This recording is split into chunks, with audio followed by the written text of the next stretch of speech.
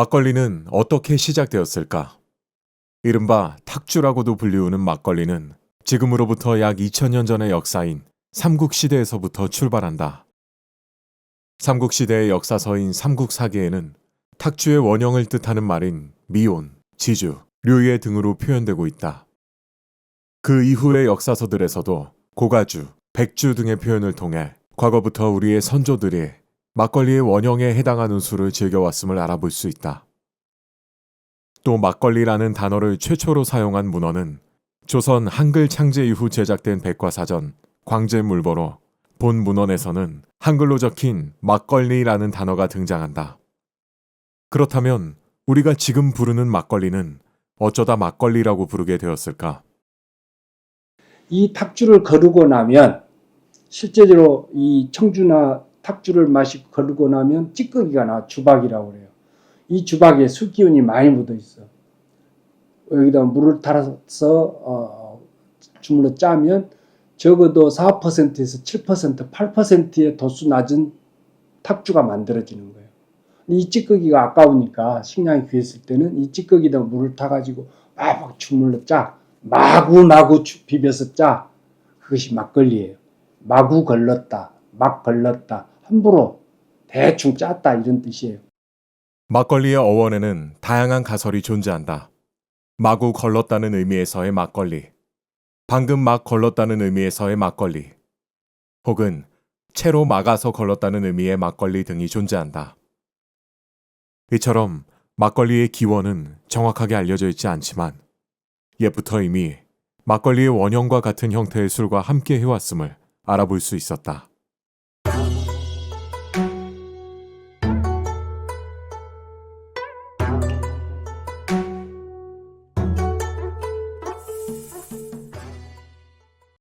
이처럼 역사가 깊은 만큼 막걸리는 다양한 위기들을 마주하게 된다.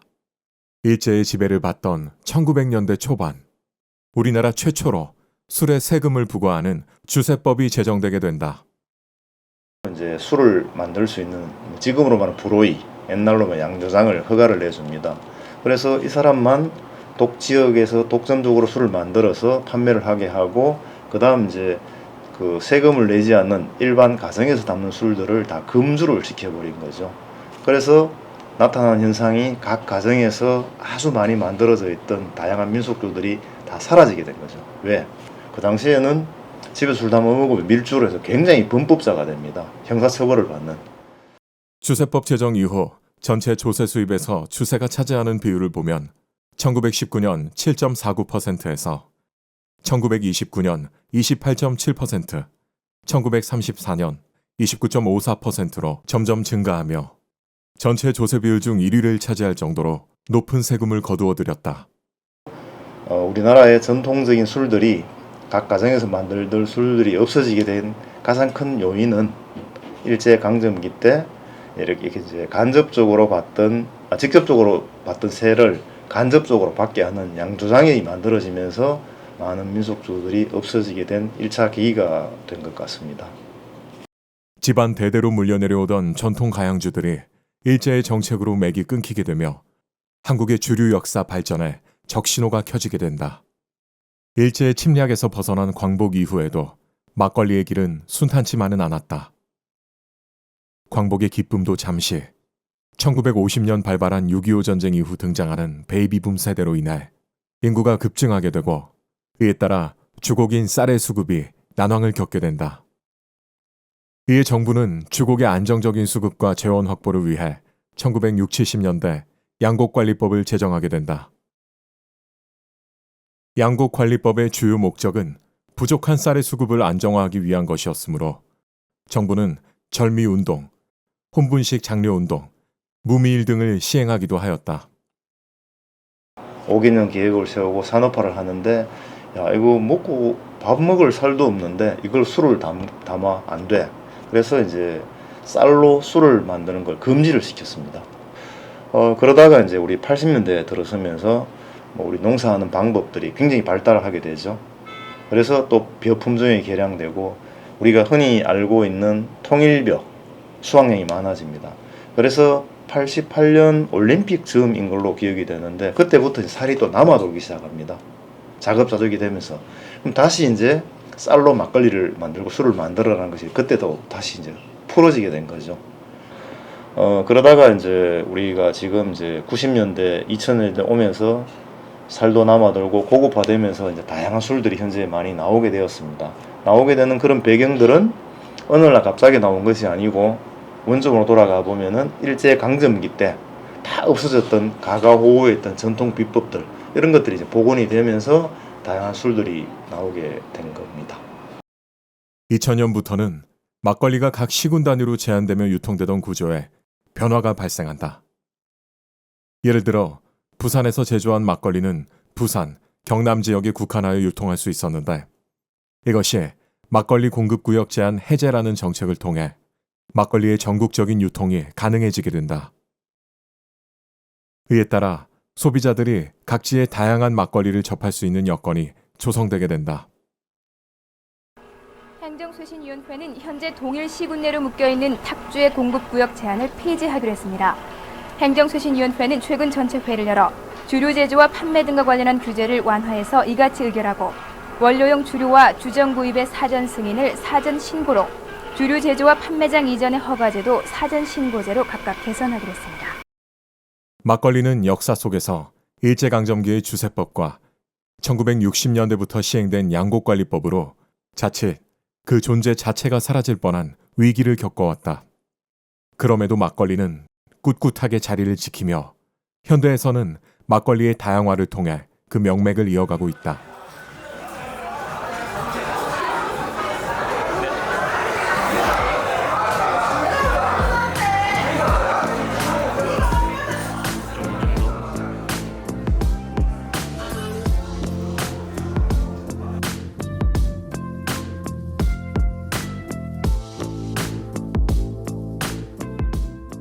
약 2000년 전 삼국시대부터 현대에 이르기까지 막걸리는 여전히 우리 민족의 삶 속에서 많은 이들의 사랑을 받고 있다. 남녀노소 모두가 함께 즐기는 막걸리. 이 막걸리를 소비하는 사람들은 막걸리의 어떤 매력에 이끌리고 있는 걸까? 이를 확인하기 위해 우리는 젊은이들이 술을 많이 마시는 막걸리 집으로 찾아가 보았다. 제가 소주 같은 거 잘 못 먹어가지고 아무래도 막 소주나 맥주 같은 것보다는 막걸리가 당장 먹기는 되게 편하거든요. 다음날 좀 힘들긴 해도. 그래서 그런 이유 때문에 좀 더 막걸리를 더 선호하게 되는 것 같아요. 일단 제가 도수 높은 술을 잘 못 먹는데 막걸리는 도수가 그렇게 높지 않고 부담스럽지 않아서 자주 찾게 되는 것 같습니다. 시간이 흘러가면서 그에 따라 막걸리를 소비하는 주요 소비층도 달라지게 되었다.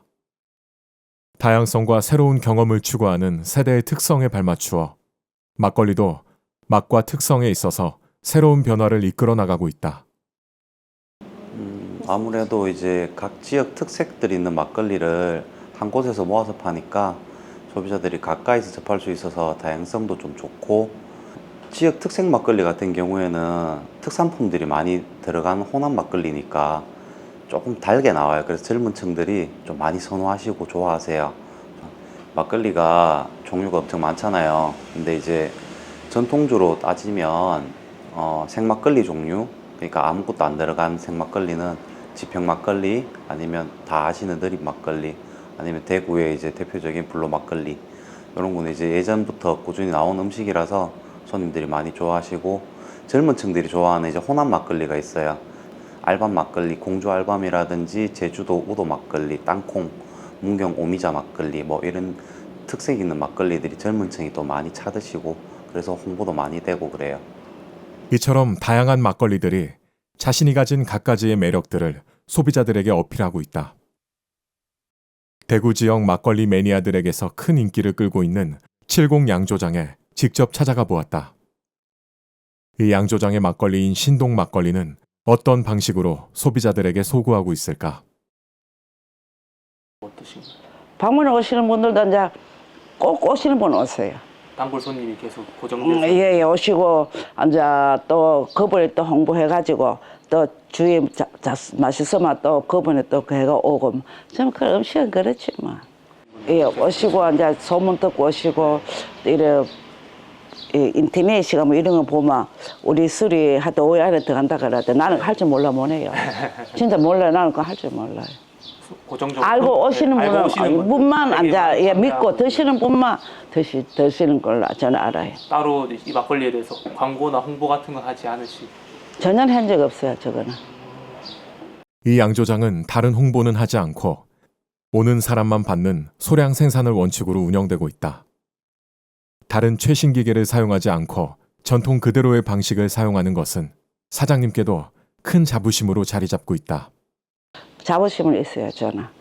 절대 다른 방법을 안 쓰니까 어른들이 하시는 그대로 하니까 어른들이 하시더라고. 밥 안 굶으면 된다. 음식을 장난치지 마. 음식을 장난치면 안 된다고. 절대로 안 된다고. 그래서 저는 뭐 어른들 하시는 그대로 좀 살고 있는 것 뿐이에요. 대규모 양조장과는 다르게 오히려 어필을 하지 않음으로써 더 질 좋은 막걸리를 생산해내는 양조장이 있듯이 현대에는 이전보다 더 다양한 막걸리가 다양한 형태로 존재한다. 사람들은 이를 어떻게 인식하고 있을까? 여러 나이대의 사람들에게 다양한 막걸리를 주며 각자가 어떤 인식을 갖고 있는지 물어보았다. 전통에서 약간 벗어난 그런 느낌도 저는 요즘 트렌드에 좀 맞다고 생각해요. 저는. 가밤바가 저런 막걸리가 맛있는데 한 병 먹으면 좀 질리더라고요. 그래서 일반 막걸리가 더 나은 것 같아요. 별 생각 없는데 그냥 좋은 것 같습니다. 네. 막걸리가 다양해서 저는 특별히 뭐 정해놓은 거 없고 이렇게 가족들끼리 모이면 어느 막걸리 좋더라, 어느 막걸리 좋더라, 뭐 이런 거 정도예요. 그건 젊은 세대하고 또 식성이 조금 틀리니까 어느 정도 이해가 넘어가야지. 예. 아버지랑 밖에 가다가 갑자기 비가 오는 바람에 잠깐 어디서 쉬자라고 했는데 아버지가 전집을 데리고 가셔가지고 거기서 파전이랑 같이 막걸리 먹었던 게 가장 큰 추억인 것 같습니다. 지금 아들이 전통주를 배우고 있기 때문에 거의 맛을 다 봅니다. 한 10가지는 먹어봤을 겁니다. 있으면 왠지 막걸리가 이렇게 끌리는 날이 있더라고요. 그러면 취하지도 않고 살짝 치긴 했지만 이렇게 즐겨 마셔요. 옛날에 우리 어릴 때 배도 부리고 없는 시골에는 그러니까 시골에서 많이 먹었죠. 이렇듯 사람들이 느끼는 인식은 저마다 다 다르지만 누구나 막걸리를 마시며 즐거웠던 기억은 같다. 저마다 겪은 경험과 인식은 다를지 몰라도 막걸리는 항상 우리 민족의 즐거운 순간의 곁에서 함께해온 걸 알아볼 수 있었다.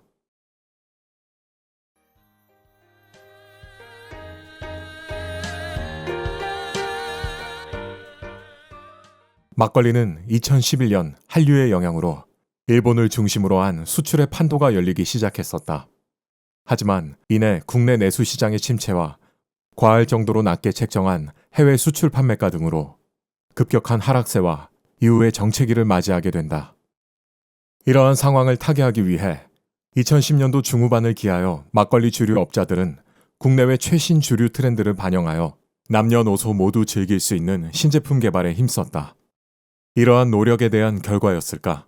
막걸리는 2015년을 기점으로 2022년까지 서서히 증가세를 회복하였다. 농식품 수출정보 KATI에 따르면 15년부터 20년까지는 평균 수출액 1250만 달러 선을 유지하다가 2021년 이후로 대폭 증가한 1580만 달러 선으로 약 300만 달러, 22%가량 증가하였다. 이처럼 해외에 수출되었다는 것은 해외에서도 막걸리의 매력을 느끼는 사람들이 있다는 것이다. 그래서 우리는 각국에서 한국으로 유학 온 외국인 유학생들을 대상으로 막걸리의 인식에 대한 인터뷰를 진행해 보았다. 제가 한국에 오기 전에 한국 문화에 관심 많이 있고 한국 예능 프로그램 많이 봤거든요. 거기서는 막걸리에 대해서 처음 알게 됐어요. 그래서 한국에 오면 꼭 한번 막걸리 먹어야 한다고 했어요. 좀 부드러워서 편하게 마실 수 있다고 생각해요. 좀 그 음료수처럼 그 편하게 마실 수 있어서 막걸리 자체가 그 종류가 많잖아요. 그래서 맛도 다양하고요. 제 생각에는 완전 가능해요.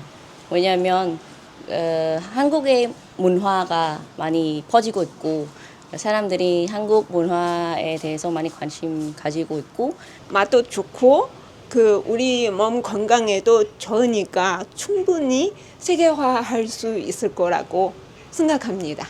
근데 인도네시아 사람들이 무슬림 많으니까 잘 안 마셔요. 아마 인도네시아까지는 아마 어려울 수도 있어요.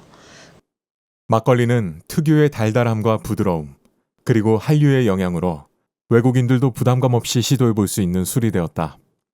이에 따라 수출량도 증가는 하였으나 아직까지는 종교나 각국이 가진 문화 등과 같은 이유로 인해 접근이 어려운 부분도 있는 것이 사실이다.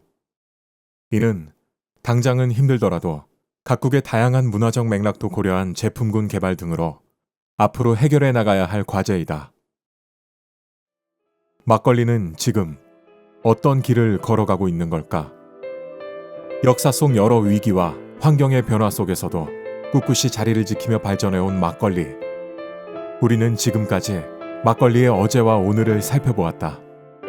그럼 막걸리가 맞이하게 될 내일은 어떤 모습일까? 그래도 이제 매출이 좀 많이 올라가면서 각 지역마다 특색 있는 막걸리들이 점차 많이 나오고 있거든요. 그래서 아마 조금 더 발전해서 앞으로는 또 새로운 막걸리가 많이 나오지 않을까 생각하고 있습니다. 이렇게 이제 세월에 따라서 가는 부분이 있고 또 옛날 그대로 보존해야 되는 부분이 있습니다. 그래서 우리의 막걸리도 전통적인 방법으로 그대로 보존하는 것들은 문화재 차원에서 보존을 해야 됩니다. 누룩과 쌀을 가지고 만들고. 막걸리 전망은 앞으로 계속 나아질 거라고 봐요. 그래서 막걸리를 경험해보고 와인을 경험해보고 사케를 경험해보고 외국 술을 경험해보니 우리 술이 갖고 있는 매력을 알게 된 거죠. 근데 제가 지금 생각하기에는 좋아질 일은 없을 거예요. 인구가 발전이 안 되네. 우리나라 심각할 거예요. 우리뿐만 아니라 모든 게 엄청 어려울 거예요. 다양한 측면에서는 지금 바람직한 현상인데 질적인 측면을 보면 지금 오히려 다운되고 있어요. 왜? 지금 당장 팔 것만 생각하지 앞으로 3년 후, 5년 후 이 사람들이 계속 끌고 갈 기회는 지금 못하고 있다는 뜻이죠. 그래서 지금이 가장 중요한 기회이자 시점이에요. 진짜 고민해야 될 시점이다. 막걸리의 내일에는 우리네 인생처럼 힘든 날도 웃을 날도 슬플 날도 있을 것이다. 하지만 그 모든 희로애락의 과정을 거쳐 우리도 인생을 살아가듯 막걸리도 앞으로 맞닥뜨리게 될 위기나 또 다른 환경의 변화 속에서 자신의 모습을 끊임없이 바꿔가며 새로운 막걸리의 인생에 대한 변모를 준비할 것이다. 막걸리는 새로운 시대에서 또 어떤 삶을 살아가게 될까?